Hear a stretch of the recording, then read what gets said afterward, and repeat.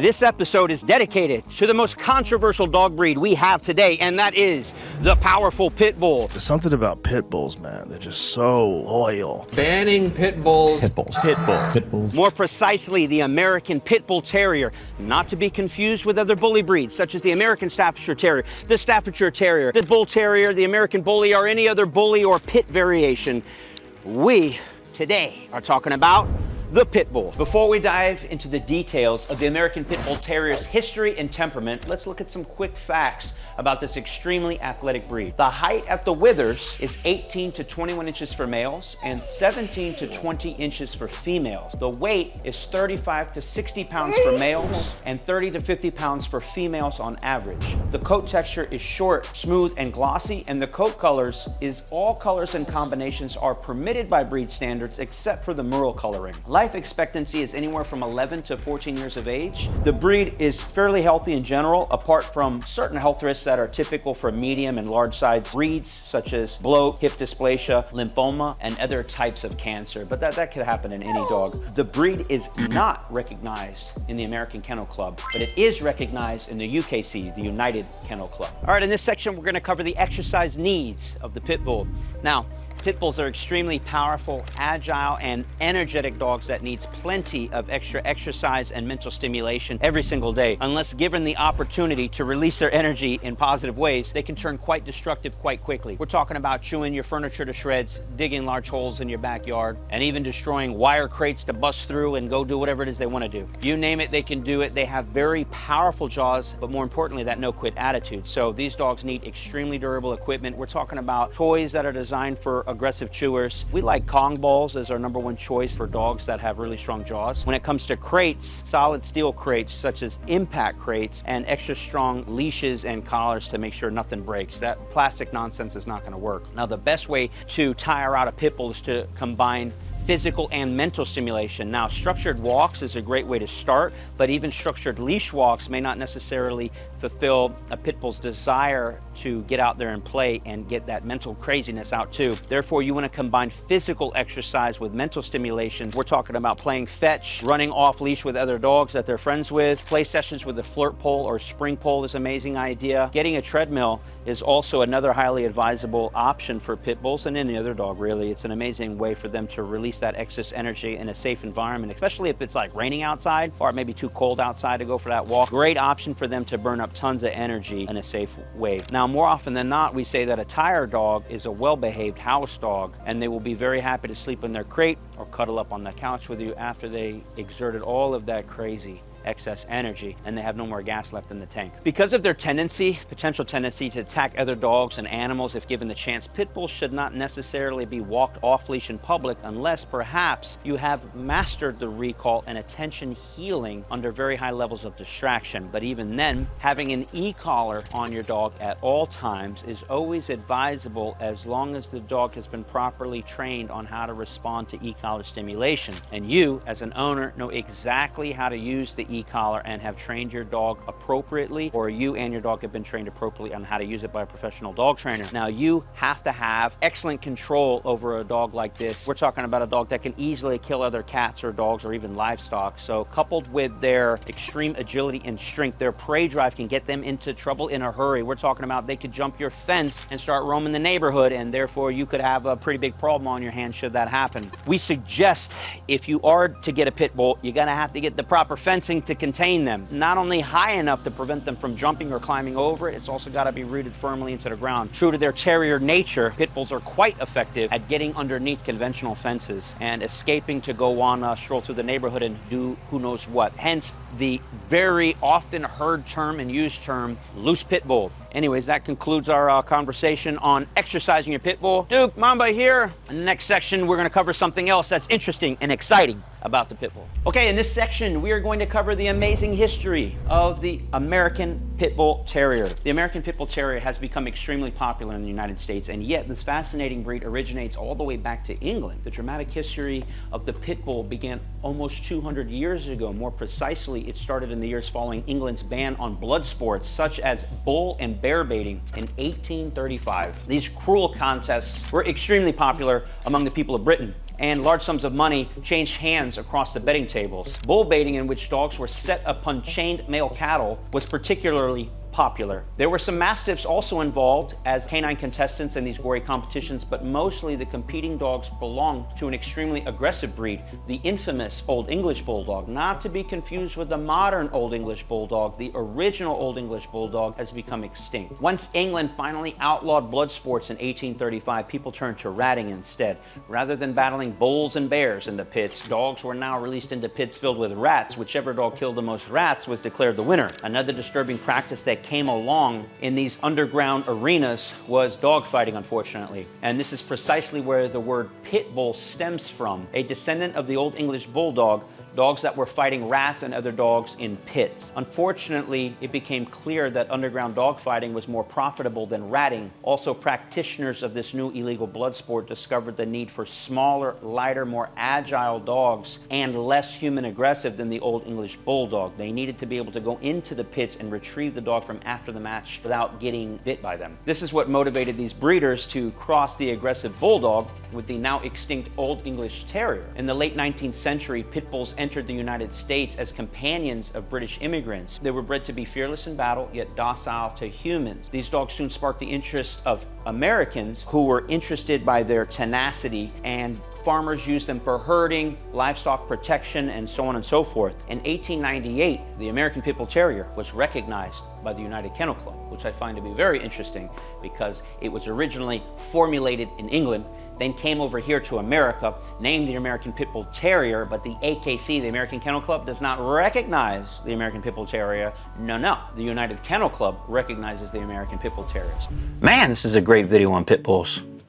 Oh, hey there folks, didn't see you. But now that you're here, actually is a great time to tell you about our amazing suite of online courses available, you know where, DIYK9.com, where we help you train your dog to be the best that it can be. You are your dog's best trainer. Let's get back to the video.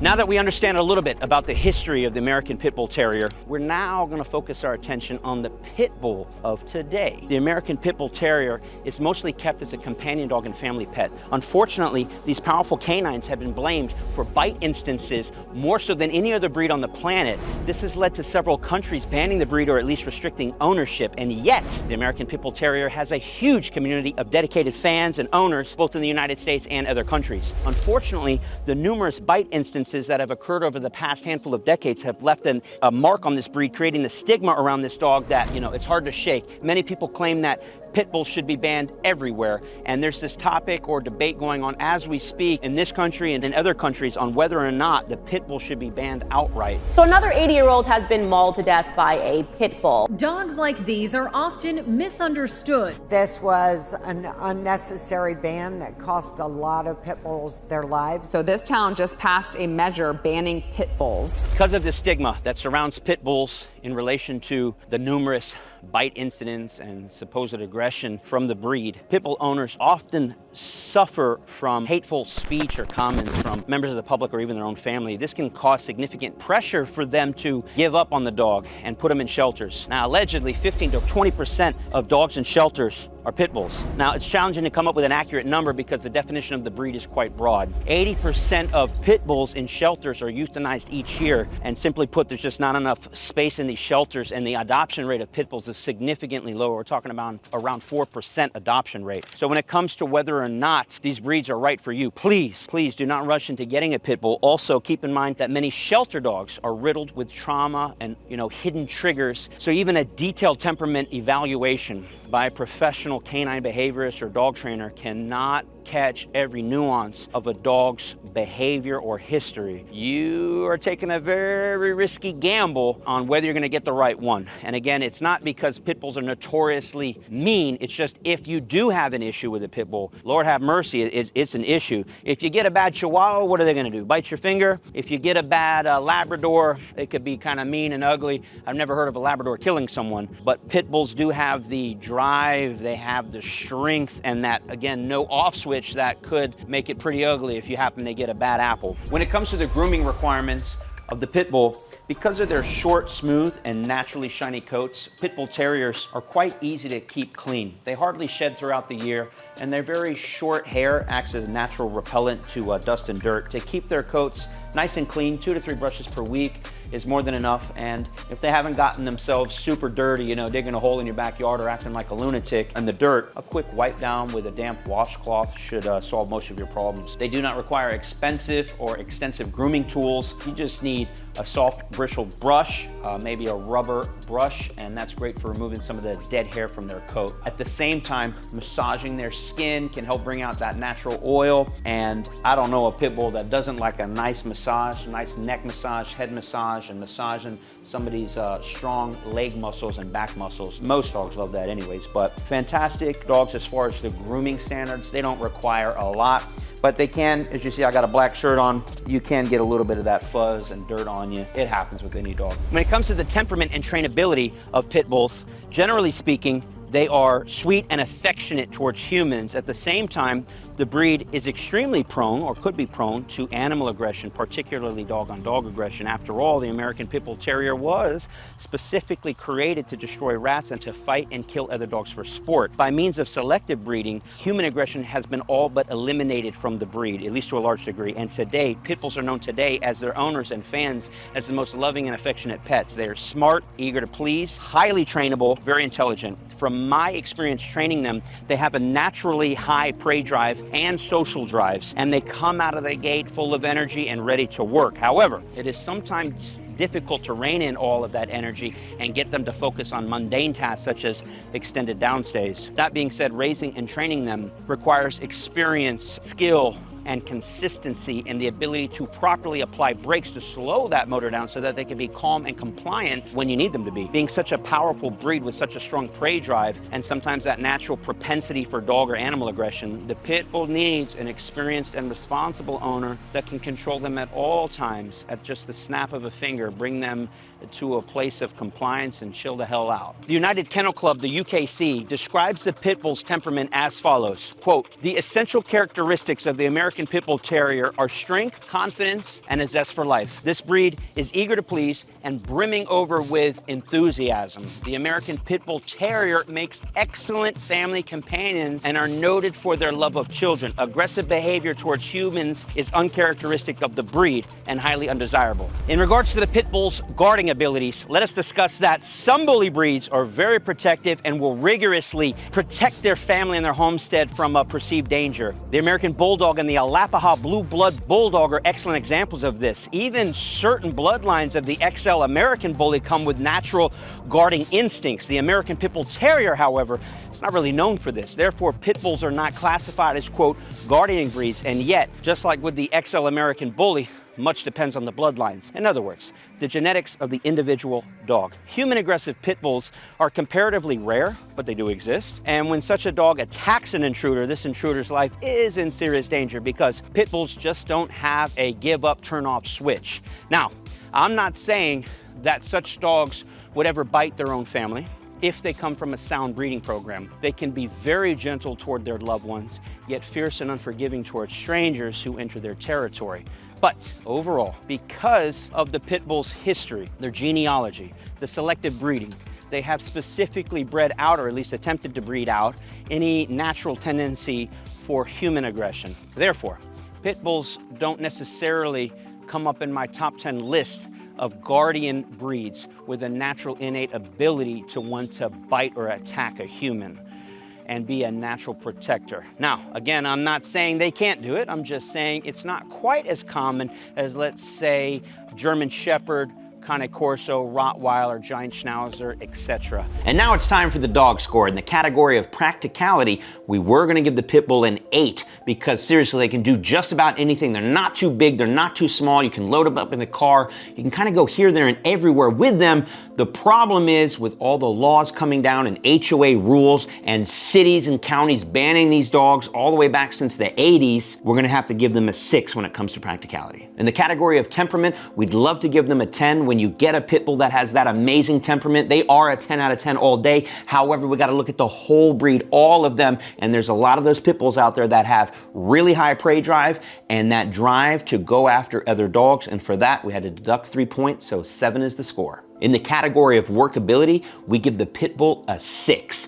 They have amazing drive and they can come out of the gate full of piss and vinegar. However, they tend to gas out a little bit quicker than most dogs because they give everything they got. They shoot their whole shot in that first 60 to 90 seconds. Now, that doesn't mean they don't have a lot of stamina. They do, but they tend to gas out, especially in really hot climates. And now it comes to the family category, a little controversial when it comes to the pit bull, but again, when you get a good one, those dogs will love you to the moon and back.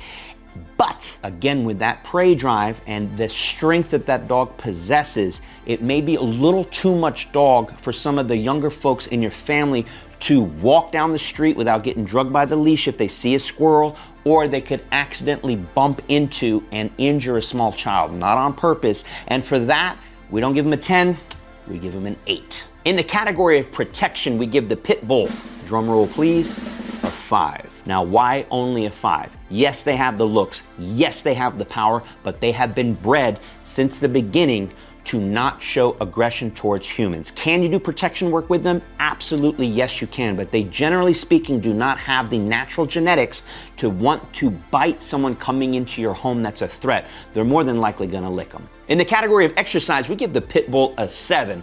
Absolutely, they're fun dogs to work with, train with, and go out and do a run with you. They can do just about anything, but when you do tire them out, they would love to just lay on the couch and hit that Netflix with you. Plus, that is a dog, unlike many other dogs I've seen, that loves to entertain themselves. Tie a rope to a tree and let them go at it on their own for about an hour and they'll be set. In the category of grooming, we give the pit bull a 9. They don't shed much, their hair's really short, they don't really drool. I mean, they're very, very easy to take care of. So why not give them a 10?